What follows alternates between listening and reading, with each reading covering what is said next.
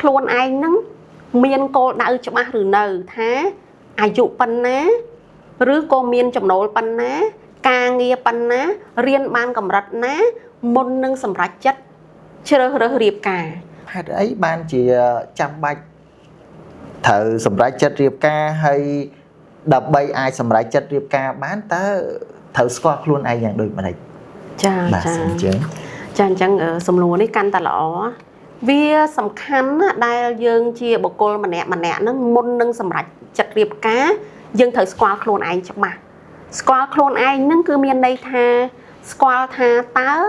ខ្លួនឯងហ្នឹងមានគោលដៅច្បាស់ឬនៅថា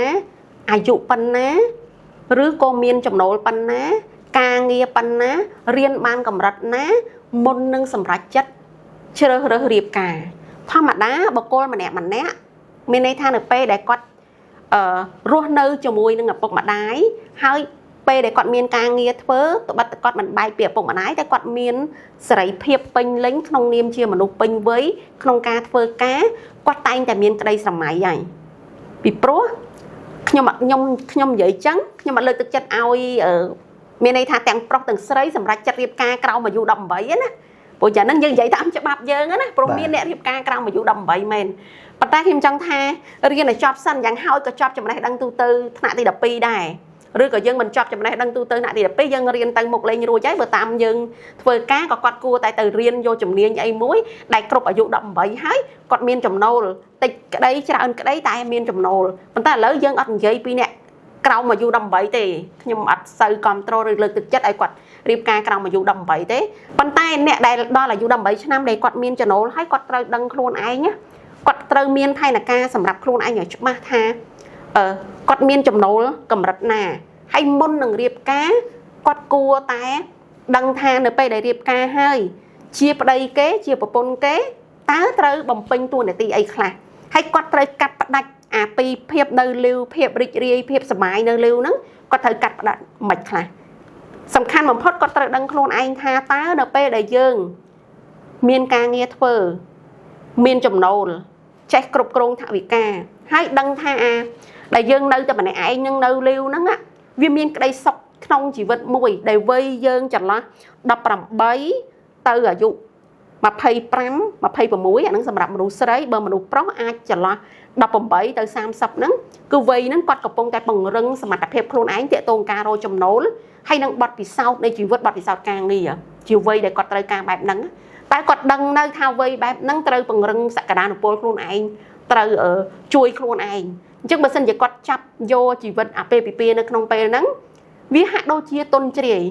តែបើសិនជាគាត់ស្ថិតនៅក្នុងគ្រួសារមួយដែលធូរធារទ្រព្យសម្បត្តិហូរហៀប៉ុន្តែបើនិយាយពីបទពិសោធន៍ជីវិត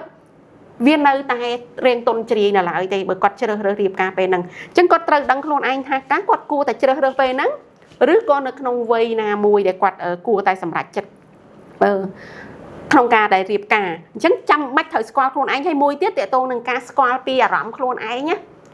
តើស្រឡាញ់នារីម្នាក់ហ្នឹងឬក៏បរិសម្នាក់ហ្នឹងស្រឡាញ់ដោយសារតែអារម្មណ៍ឬក៏ដោយសារតែអីគេដោយសារអ្វីបើយើងនិយាយអំពីបើយើងធ្លាប់រៀនតេតោនឹងចិត្តសាស្ត្រគេនិយាយនៅក្នុងទ្រឹស្ដីចំណងនៃមនោសញ្ចេតនារបស់ចនប៊ូលប៊ីចាអញ្ចឹងគាត់និយាយអំពីចំណងនៃមនោសញ្ចេតនាមនុស្សយើងកើតមកមុននឹងយើងបាននិយាយថាទេរកកើតមកគឺមានសភាវគតិត្រូវការសុវត្ថិភាពនិងស្នេហាហើយមិនមែនតែរកទេមនុស្សពេញវ័យក៏ដូចគ្នាដែរមនុស្សវ័យណាក៏ដូចគ្នាដែរត្រូវការសេចក្តីស្នេហានិងត្រូវការសុវត្ថិភាពអញ្ចឹងការជ្រើសរើសគូសកលគាត់ត្រូវដឹងខ្លួនឯងជាមុនថាមិនមែនដោយសារតែសេចក្តីស្រឡាញ់និងស្នេហាមួយមុខទេទៅគាត់បង្កើតគ្រួសារប៉ុន្តែទំនោរបុគ្គលគ្រប់រូបគឺត្រូវការសុវត្ថិភាព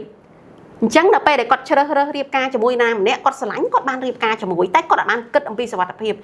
ពមិនមែនមានន័យថាគេមកវាយដំរូបកាយឬធ្វើបាបរូបកាយតែមួយមុខហ្នឹងទេសុវត្ថិភាពទាក់ទងនឹងផ្លូវចិត្តដល់ពេលស្រឡាញ់គាត់មិនល្អជាមួយគ្នារីករាយជាមួយគ្នានៅពេលដែលចាប់ផ្ដើមរស់នៅជាដៃគូជាគ្រួសារជាមួយនឹងគ្នាចាប់ផ្ដើមមានអារម្មណ៍មួយថាជួនកាលសង្ស័យជួនកាលមិនទុកចិត្តឬជួនកាលអាការដែលមិនចេះដោះស្រាយបញ្ហា អញ្ចឹងអារម្មណ៍សុវត្ថិភាពនឹងចាប់ផ្ដើមកើតឡើងអញ្ចឹងគ្រួសារងាយប្រេះស្រាំឬបាក់បែកអញ្ចឹងចាំបាច់ត្រូវស្គាល់ខ្លួនឯងមុនរៀបការហ្នឹងគឺសំខាន់